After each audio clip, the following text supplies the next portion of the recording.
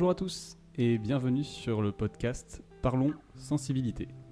Ceci est le premier épisode de la première saison et on espère que ça vous plaira. On espère aussi qu'on pourra enregistrer d'autres saisons.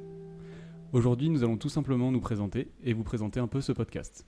Je dis nous parce que je ne suis pas tout seul, je suis avec Lucille. Bonjour Lucille. Bonjour. Alors moi je m'appelle Jean, j'ai 25 ans. Pour vous faire un peu le tour, je suis issu d'un milieu social, on va dire, confortable. Mes parents ont divorcé quand j'avais 16 ans. J'ai une petite sœur qui a 2 ans de moins que moi. Et ma vie s'est passée assez bien jusque-là, on va dire. J'ai pu faire des choix que je voulais, mes études notamment. Ma vie sociale était... J'ai pas eu de pression sociale plus que ça. Tout s'est plus ou moins bien passé. Et je suis accompagné donc de Lucille, si tu veux bien te présenter. Donc, moi, je m'appelle Lucille, j'ai aussi 25 ans. Pareil, je viens d'un milieu social, on va dire, confortable. J'ai pas trop eu de problèmes d'argent ou quoi que ce soit dans ma jeunesse. Mes parents ont divorcé à peu près au même âge que toi, quand j'avais 16 ans. J'ai un petit frère, et puis pareil, j'ai eu le choix dans mes études. J'ai un peu toujours fait ce que je voulais, dans une certaine limite, bien sûr. Et voilà, enfin... J'ai pas eu trop de pression sociale non plus. Enfin, globalement, tous les deux, on n'a pas rencontré de grosses difficultés dans notre vie. Oui, non, c'est sûr. On n'est pas non plus des victimes de la société, Non. ni de notre éducation, ni de nos parents. Tout s'est globalement bien passé. Ouais, c'est ça. Mais c'est vrai que, puisqu'on est là pour te parler de sensibilité, moi, je sais que pendant ma jeunesse, et même encore aujourd'hui, parfois, on me dit, mais t'es trop sensible, t'es chiante. Voilà, donc c'est un petit peu de ça qu'on va vous discuter tous les deux, pour le moment. Donc voilà, on a fait un petit rapide tour de nos vies en disant que c'était pas trop difficile non plus et que voilà, notre sensibilité, même moi, m'a été reprochée, où j'ai des souvenirs où c'était pas très facile étant enfant, cette sensibilité. Aujourd'hui encore, des fois, ça peut me poser des problèmes. Donc en fait, avant de commencer, on va faire un petit disclaimer qui sera certainement redit à chaque fois en début d'émission. Donc on n'est pas des psychologues. On n'est pas des sociologues, on n'est pas des professionnels de santé. Enfin, moi en tout cas, je sais pas, toi, t'es... Non, moi non plus. C'est pas ton taf. On se considère, nous considérons donc hypersensibles de par les rencontres que nous avons faites avec divers professionnels qu'on a rencontrés, notamment des psys, des sophrologues, médecins, thérapeutes. Même et aussi, notre entourage. Voilà, notre entourage aussi nous a parfois qualifiés d'hypersensibles ou de très ou trop sensibles pour certains. Ensuite aussi, on a rencontré quelques artistes et des auteurs qui trouvaient qu'on avait une certaine sensibilité pour faire certaines choses. Donc ça nous semblait aussi important d'en parler. Et donc voilà, suivant les définitions qui sont données à l'hypersensibilité, on s'est classé plus ou moins dans cette catégorie de personnes.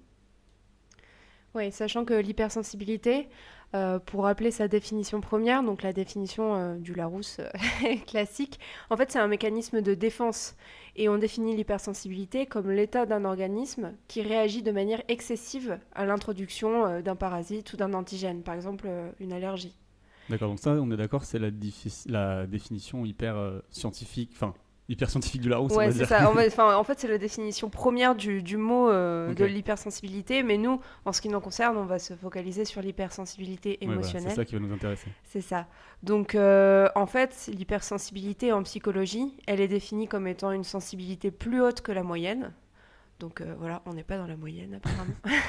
Et de manière provisoire ou durable, et qui peut être vécue avec difficulté par la personne concernée.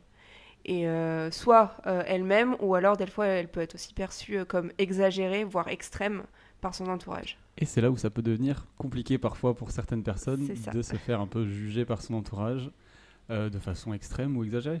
C'est ça. Et du coup, en fait, ça concerne entre 15 et 35% de la population. Alors, j'ai vu des chiffres un peu différents. J'ai vu 20%. Et oui, t'as vu des chiffres parce qu'on a préparé cette émission. Ouais, on a essayé en tout cas. C'est ça. Et on peut définir aussi l'hypersensibilité émotionnelle comme une réactivité accrue aux stimuli émotionnels. Et en fait, ce qui est beau dans l'hypersensibilité, c'est que il peut s'agir de nos propres émotions ou de celles des autres. Et ça, ça peut être bien. Ça peut être bien. Si c'est mal compris, ça peut être compliqué parfois. C'est ça. Faut savoir apprivoiser sa sensibilité et celle des autres. C'est ça. Et alors aussi, du coup, pendant tes petites recherches, tu nous as trouvé des articles comme sur e-psychiatrie. Ouais. Alors, e-psychiatrie, on va pas fouiller plus loin que cet article-là. Déjà, on peut souligner qu'il y avait quelques fautes d'orthographe, donc un article certainement qui a été relié. Ouais, c'est ça. Et où l'on propose donc je vois que c'est mis entre guillemets carrément de soigner l'hypersensibilité. Ouais, c'est ça. Qu'est-ce que tu penses toi, de soigner l'hypersensibilité? T'as Attends, envie de te faire soigner ou pas? pas du tout. Non, en fait, franchement, j'ai trouvé ça un peu aberrant parce que, bon, déjà, c'est hyper difficile de trouver une définition de l'hypersensibilité.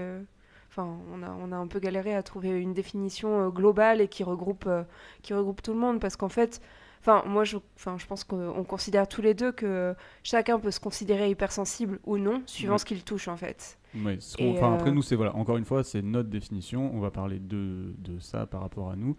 Et on veut pas non plus froisser les psychiatries, oui, même non, s'ils font des fautes. évidemment. Mais voilà, nous, ouais, on va dire que l'hypersensibilité sur laquelle on est sujette, on la définit nous-mêmes en fonction de ce qui nous touche et ce qui peut toucher les autres. C'est ça. Et en fait, je trouve ça un peu aberrant de dire que c'est diagnosticable déjà, parce que je pense pas forcément que ça le soit. En tout cas, ça doit être un peu compliqué. Et voilà, que ce soit comparé à des troubles neurologiques ou psychologiques tels que la bipolarité, je trouve ça extrême. Et Ouais. même si, bon, une sensibilité extrême, ça peut être un handicap pour ça. certains ou pour certaines choses. Et en fait, c'est là où va se trouver toute la difficulté du sujet. Et on va flirter avec cette limite, c'est qu'il y a un fouillis d'informations sur la sensibilité, la très sensibilité, l'hypersensibilité, les troubles psychiatriques. Bon, ça, on les abordera pas.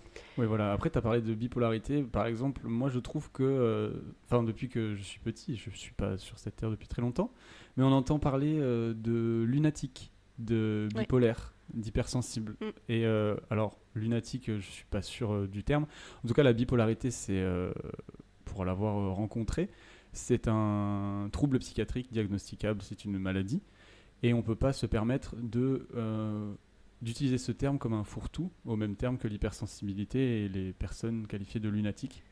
Donc voilà, c'est un peu ça aussi le défi de ce petit podcast, c'est qu'on va essayer de flirter avec plusieurs termes et un peu surtout parler de notre sensibilité propre. Oui, voilà, c'est ça. On va en fait, on va en venir à pourquoi ce podcast d'ailleurs.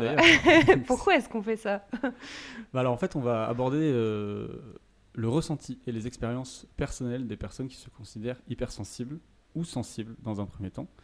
Et ensuite, on veut discuter un peu avec des gens qui se considèrent moins sensibles, voire non sensibles, si c'est possible. Ouais, il y en a certains. Et de discuter de divers sujets. Le but de ce podcast, c'est pas forcément de parler de l'hypersensibilité, on vient de le faire. Je pense qu'on en parlera forcément d'autres fois. Mais nous, la définition qu'on en a donnée aujourd'hui, c'est celle qu'on va garder pour parler un peu de la sensibilité. Et on tient également à dire que les expériences et les ressentis de chacun ne sont en aucun cas universels. Chacun a son ressenti et ses expériences propres. Ça. Alors de quoi on va parler dans cette émission? Donc je vous en ai un petit peu parlé au travers de ces épisodes. En fait, nous allons rencontrer différentes personnes, pour le moment des proches et des amis, car je pense que nous allons être écoutés par 10 personnes au début, et d'autres rencontres qu'on a pu faire au fil des années et qui peuvent nous parler de leur expérience de sensibilité. Encore une fois, nous n'allons pas parler que d'hypersensibilité, attention. C'est ça.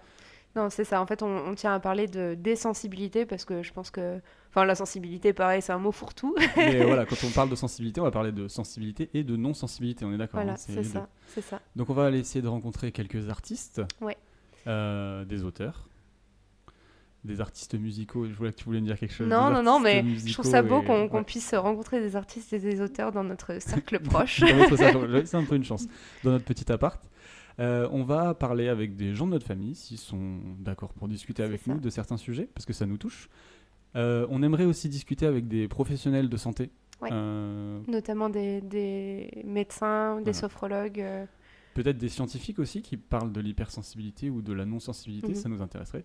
Et des gens donc, qui se considèrent peu ou pas sensibles émotionnellement, qui peuvent faire partie de ces classes que je viens de vous dire. Donc voilà, c'est un petit peu le tour de ce qu'on va essayer de faire, au moins sur cette première saison. On espère que ça vous plaira. C'est ça, et en fait, le but, c'est vraiment de recevoir des gens qui aiment parler de leur sensibilité, des gens qui peuvent être aussi, ça arrive, être gênés en parlant de leur sensibilité. Enfin, moi, je connais plein de gens qui sont gênés de dévoiler leurs émotions. Et bah, tu nous les présenteras. Voilà. Et donc, voilà, des artistes, des auteurs qui se servent aussi de leur sensibilité pour créer, par exemple. Du coup, on aimerait aussi discuter avec des professionnels de santé, des gens sensibles pour qui ça a pu être un défaut et qui aujourd'hui en font une force. Mais aussi, C'est beau ce que tu dis. c'est beau, hein. Mais par exemple, enfin moi je me mets dans cette case en tout cas, D'accord. je sais qu'avant le reprochais souvent et aujourd'hui j'essaie d'en faire une force. C'est bien. C'est ce qu'il faut faire de toute façon. Quand on se sent trop sensible ou que les gens nous disent trop sensible, je pense qu'il faut essayer de se comprendre et de comprendre ce que les gens peuvent penser de nous pour justement un petit peu faire de cette sensibilité une force et surtout ne pas cacher ses émotions. Mais il faut se connaître. C'est ça, en fait, il faut arriver à se connaître. Bon, après, bon, il y a des gens qui pensent voilà, comme nous, et enfin, je pense qu'il y a une autre école qui trouve que la sensibilité peut parfois être un obstacle et qu'on peut mettre de côté, en fait, pour avancer. Ouais. Voilà, donc je pense qu'il y a un peu deux écoles de ce côté-là. Et encore une fois, nous, on n'est pas là pour être juge Ah non, de la absolument pas. sensibilité Ouais. des autres. Et au contraire, on trouve ça très intéressant. Et dans notre démarche de sensible, on attend vraiment que des gens nous disent, voilà, moi je trouve que la sensibilité, des fois, elle peut être mise de côté. Si Mhm. on cache sa propre sensibilité, parfois ça peut être compliqué d'être pleinement soi-même. Et on a souvent ce petit regret quand on rentre chez soi, de se dire, tiens, j'aurais peut-être dû parler de Ouais, ça. j'aurais peut-être dû dire ça. Et C'est pourquoi je ça. pleure, et pourquoi ci, et pourquoi ça. Ouais, voilà, l'histoire Beaucoup de de ma vie. questions, beaucoup de questions qu'on va soulever ensemble. Après le format donc on va vous proposer aussi, ce sera globalement que de la discussion. On ne sera pas Mhm. sur une interview où on va préparer une fiche. Le but c'est de discuter ensemble et on espère que ça vous plaira. En tout cas, on est super content de pouvoir aborder ce sujet ensemble parce que c'est un sujet qui nous touche tous les deux et qui concerne aussi nos proches, notre famille, tout ça. Donc voilà, on fait ce podcast pour vous, mais aussi pour nous. Ouais, et c'est quelque chose qu'on partage au quotidien tous les deux, donc ça nous fait très plaisir de pouvoir partager ça avec vous. On se retrouve très vite pour le prochain épisode de Parlons Sensibilité. Ciao!